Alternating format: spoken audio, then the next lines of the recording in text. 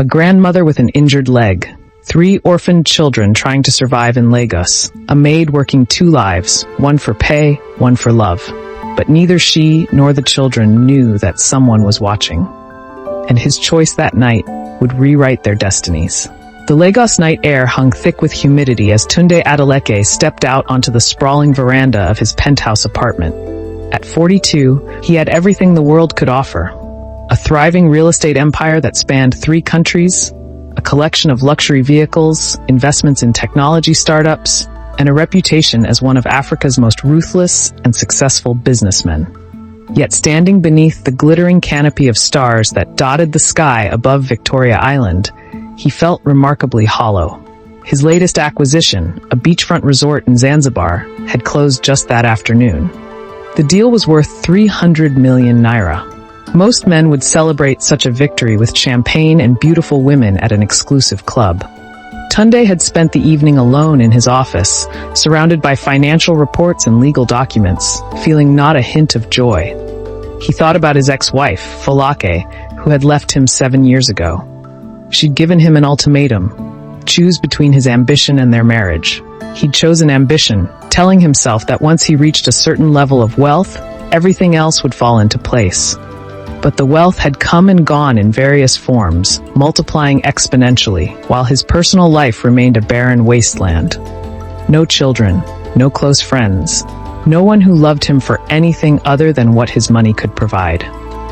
It was in this contemplative mood that Tunde noticed something unusual about his maid, Chioma. Chioma had worked for him for just over 2 years. She was a quiet woman in her early 30s, with warm brown eyes that rarely made direct contact and hands that moved with practiced efficiency through his vast apartment. He'd hired her through an agency, without much thought, and she had proven herself reliable and discreet. In his usual manner, he paid her well, far more than the market rate, and otherwise paid her almost no attention. She existed in his penthouse, much like the furniture and the artwork on his walls, functional, well-maintained, and virtually invisible to his consciousness. But on this particular evening, something in her demeanor had struck him as odd. Tunde had returned from his office earlier than usual, around 9 o'clock, and had found Chioma in the kitchen, her hands trembling slightly as she prepared his dinner. When she'd served him, her eyes had been red-rimmed, as though she'd been crying. She'd excused herself immediately after, claiming she wasn't feeling well, and disappeared into her small quarters in the service wing of the apartment. Tunde had taken his meal to the dining room and eaten it mechanically, his mind only half present. The food was, as always, excellent. Chioma was an exceptional cook, trained professionally before falling on difficult times, something she'd mentioned once in passing that he'd barely registered. Around 11 o'clock, he'd heard the soft sound of a door opening. Peering out from his study, he saw Chioma in the hallway, dressed in her day clothes rather than her sleepwear, carrying a small cloth bag. An unexpected curiosity seized him. In his world of high finance and calculated risks, instinct was everything. And his instinct now told him something was wrong. Without analyzing his own behavior, something he rarely did, Tunde grabbed his car keys and followed her out of the building. The contrast between his penthouse and where Chioma led him was almost jarring. From the gleaming towers and pristine streets of Victoria Island, they traveled through increasingly modest neighborhoods. The Uber taxi in which she rode, Tunde followed in his dark Mercedes, keeping a careful distance, eventually pulled into Bariga, a sprawling residential area on the mainland side of Lagos. The streets here were narrower, crowded with makeshift shops and small houses pressed tightly together. Streetlights were sparse and often broken. The air carried the sense of cooking fires, exhaust fumes, and the Lagos lagoon nearby. This was a world away from the insulated existence of the wealthy elite, yet it was a world Tunde rarely witnessed, despite having built much of his fortune on the backs of Lagos's working class. Chioma got out of the taxi in front of a modest 2-story building that had seen better days. The paint was peeling, and a section of the roof bore evidence of recent repair. Tunde parked his car several houses away and watched as she entered the building. He waited a few minutes before approaching, his expensive leather shoes feeling incongruous against the unpaved street. The door was unlocked. Tunde climbed the narrow stairs inside, guided by the sound of voices and the flickering light of a television. On the second floor, a door stood partially open, and he could see inside. What he witnessed in the next moment would alter the trajectory of his life. The room was small and sparsely furnished. A single bed, a wooden table with a kerosene lamp, clothes hanging from a rope strung across one corner. On the bed sat 3 children, the oldest appearing to be around 12, the youngest perhaps 5. They were clustered around Chioma, who was unpacking items from her cloth bag with the careful solemnity of someone distributing treasure. Bread, canned fish, a small container of rice, eggs, basic provisions that, in his world, were purchased without thought. But these children received each item as though it were a precious gift, their eyes widening with gratitude. "Thank you, Auntie." The oldest child, a girl with braided hair and intelligent eyes, said softly. "Thank you for coming back." Chioma wrapped her arms around the children, and Tunde saw something in her expression that he had never witnessed in 2 years of her employment. Unguarded love, the protective way she held them, the way her face softened and became genuinely beautiful in that moment. "Where is Auntie Ngozi?" Chioma asked, referring to an older woman Tunde could not see from his vantage point. "She's resting," the girl replied. "Her leg is paining her again." Chioma nodded with understanding and moved deeper into the room. Now Tunde could see another figure, an elderly woman lying on a thin mattress on the floor, her leg heavily bandaged. She opened her eyes as Chioma approached, and Tunde heard the older woman call her, "My daughter," her voice weak but filled with affection. Tears began to stream down Chioma's face as she knelt beside the elderly woman, whispering words Tunde couldn't hear. He watched as she cleaned and changed the bandages on the old woman's leg with practiced care, her hands gentle and sure. The old woman winced in pain, but never pulled away, never lost the smile on her weathered face. Tunde stood frozen in the doorway, feeling like an intruder. Every principle of his business life, the logic, the ruthlessness, the singular focus on acquisition and profit, suddenly seemed absurdly irrelevant.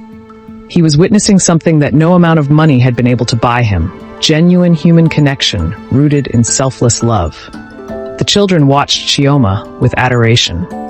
She told them stories, braided the younger one's hair, helped them with their homework using a battered textbook. The oldest girl showed Chioma her school results, marks far above average, despite, Tunde now understood, having to attend school while managing responsibilities as a caretaker to her siblings. After several hours, as the night deepened, Chioma prepared to leave. She hugged each child and the elderly woman again, and Tunde could see the reluctance in every movement. She was leaving them, but only because she had to return before he discovered her absence. She had a job that paid her well, and that job was essential to this family's survival. Tunde was already back in his penthouse when Chioma returned. He was sitting in the dark living room when she quietly entered, and he watched her move through the apartment with the careful steps of someone trying not to disturb others. When she reached the kitchen, he turned on the lights. Chioma froze, and in her eyes, Tunde saw fear. She understood immediately that she'd been caught, though she didn't yet know what consequences that might bring. "Those children," he said quietly. "Tell me about them." Chioma's face flushed, and her body became rigid. "Sir, I can explain. I didn't." She swallowed hard, choosing her words carefully, as though she expected him to fire her on the spot. "They are my sister's children, sir, and her mother-in-law. My sister. She passed away 2 years ago. Childbirth. The baby didn't survive either." Her voice trembled. "My brother-in-law, he left. Couldn't handle the grief, so the children were left with Auntie Ngozi, their grandmother. But Auntie Ngozi, she is old, and she works as a cleaner, and it is not enough. The rent, the school fees, the food, it is not enough." Tunde said nothing, and Chioma continued, the words now pouring out as though a dam had broken. "I have been trying to help them for 2 years now, sir. With the salary you pay me, I have managed. Hawa, the oldest girl, she is very smart, sir. She should go to university. But there is no money, and the little ones, they need so much. And Auntie Ngozi's leg, she injured it 3 months ago. She needs a doctor, but she cannot afford it, and she cannot work when her leg is so bad. So I help where I can, sir. I buy food. I will pay for Hawa's WEC exams. but it will never be enough. She looked down at her hands, bracing herself for his anger or his dismissal. But Tunde felt no anger. Instead, he felt something he had not experienced in decades: shame. Here was a woman earning a modest salary, working in his household, and she had been silently carrying the weight of an entire family on her shoulders. She had been serving him elaborate meals while her own family worried about food. She had been keeping his apartment pristine while she herself lived in a room barely large enough to turn around in. And she had done all this not for recognition or gratitude, but simply because they needed help, and she had chosen to provide it. "Sit down, Chioma," he said. She sat, perched on the edge of a kitchen stool, trembling slightly. "What is Hawa's school performance? What are her scores?" Tunde asked. "She scored 9A in her last exam, sir. She wants to study medicine. She wants to be a doctor so she can help her grandmother, help people like her grandmother who cannot afford medical care." Tunde listened as Chioma spoke about Hawa's dreams, about the youngest boy's love of mathematics, about the middle child's talent for drawing. She spoke with the pride of a mother, though she was technically their aunt. She spoke with the love of someone who had made these children's futures her personal mission. "And the old woman? Auntie Ngozi?" he asked. "She is a good woman, sir. Strong. She raised my sister after her own husband died. She worked 2 jobs for 30 years to put my sister through school. Now her body is failing her, but her spirit is still strong. She should not be suffering like this, sir. She should be resting, being cared for, not struggling to work with a bad leg." Tunde stood and walked to the window, looking out at the glittering lights of Lagos spread out below him. All those lights represented wealth, success, individuals and families who had made it in this vast, difficult city. But he knew that most of those lights concealed stories like Chioma's. Stories of sacrifice, of love transcending circumstances, of people choosing to bear impossible burdens for those they loved. When he turned back to face her, Chioma was crying silently, tears streaming down her cheeks. "Chioma," he said quietly, "you're not fired. In fact, I want to discuss something with you." Over the following weeks, Tunde made several decisions that would have astonished his business associates. First, he established a trust fund for the 3 children's education. Not just Hawa's WEC exams, but their complete education through university, if they chose to attend. He ensured Hawa could study medicine at one of Nigeria's best universities. Second, he purchased a modest but comfortable house in a better neighborhood for Chioma's family. Nothing ostentatious, but a place where Auntie Ngozi could have her own room, where the children could study in peace, where there was running water and electricity. Third, he hired a private doctor to treat Auntie Ngozi's leg properly. The injury was worse than anyone had realized. She needed physical therapy and proper medication, things that would have been impossible for the family to afford. But more significantly, Tunde found himself becoming involved in their lives in ways he hadn't anticipated.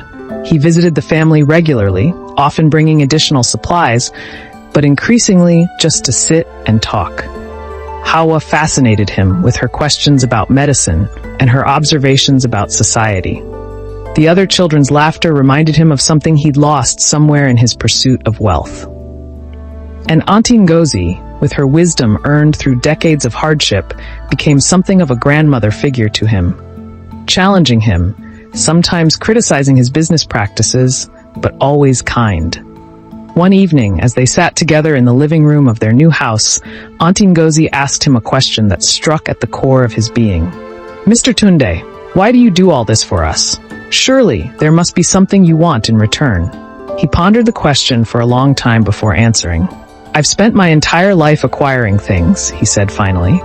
"Businesses, properties, money. I thought that was the point of existence, to accumulate, to build, to be successful in that world's terms. But I've discovered that I had it backward. What I was actually losing in the pursuit of all that was everything that matters. Love, connection, purpose beyond myself." He paused, looking at the children who were doing their homework at the table, at Chioma bustling about the kitchen, at Auntie Ngozi's peaceful smile. "You've given me something no amount of money could buy," he continued. "A reason to wake up in the morning that has nothing to do with profit margins. A family. And in return, I can help provide the resources you need to build better lives." That seems like a fair exchange to me. Auntie Ngozi nodded slowly, then reached over and patted his hand. That is good, my son. That is very good. A year later, Tunde's life had transformed in ways he would never have predicted. He stepped back from much of his business empire, delegating the daily operations to trusted colleagues. He kept his hand in the most important decisions, but he no longer allowed work to consume every waking moment. He started a foundation focused on education for underprivileged children in Lagos. With Chioma's help, he identified other families in similar circumstances and extended assistance. What began as help for one family grew into a network of support affecting hundreds of lives. Hawa excelled in her university studies and was on track to become an excellent doctor. She often told people that Mr. Tunde had changed her family's destiny, and he would always demur, insisting that Chioma and her own determination were the real agents of change. The other children flourished as well, their potential finally able to emerge without the constant weight of survival pressing down on them. But perhaps the most significant change was internal. Tunde discovered that contentment, true and deep contentment, had nothing to do with the size of his bank account. It had to do with the warmth of genuine relationships, with contributing to the lives of others, with finding meaning beyond the accumulation of wealth. He had fallen in love with Chioma, slowly and naturally, over months of genuine connection. And on a warm Lagos evening, under the same stars he'd been gazing at the night he followed her into Bariga, he asked her to marry him. She said yes through tears of joy and disbelief. On their wedding day, surrounded by Hawa, the other children, Auntie Ngozi, and the members of his foundation, Tunde realized he had finally discovered what his entire life had been searching for. Not success in the world's terms, but success in the terms of the heart. Not the accumulation of things, but the accumulation of genuine moments, real connections, and a life devoted to something larger than himself. Chioma stood beside him at the altar, and as he looked into her eyes, Tunde saw his future. Not as a series of business acquisitions, but as a journey of love, service, and meaning. He had followed a maid into the night and discovered not just a different world, but a better version of himself. The billionaire had learned that the greatest wealth is love, and the greatest success is changing lives. In seeking to help others, he had ultimately found the thing money could never buy, a life worth living. 5 years after that fateful night, Tunde Adeleke stood before an auditorium full of university students. They were the first graduates of the Adeleke Foundation's comprehensive scholarship program.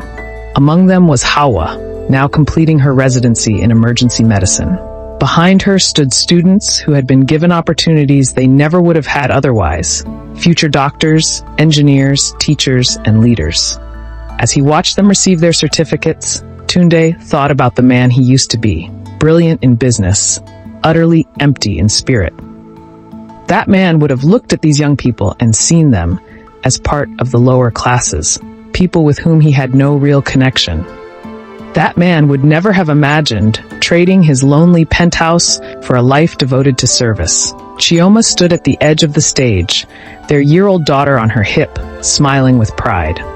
Auntie Ngozi was in the front row, beaming, her leg fully healed, having become something of a grandmother figure to many of the scholarship students. In the audience sat the members of his foundation's board, business associates, and ordinary citizens from various walks of life. His world had expanded infinitely, becoming richer with every connection he made. That night, as he held his daughter and looked into Chioma's eyes, Tunde understood the ultimate truth. He was the one who had been followed by Grace that evening. She had not just led him into the darkness of a Lagos neighborhood. She had led him out of the darkness that had been consuming his soul. The greatest acquisition of his life had not been any business or property. It had been the discovery of love, purpose, and the realization that a truly billionaire life was measured not in zeros in a bank account, but in the vastness of a generous heart.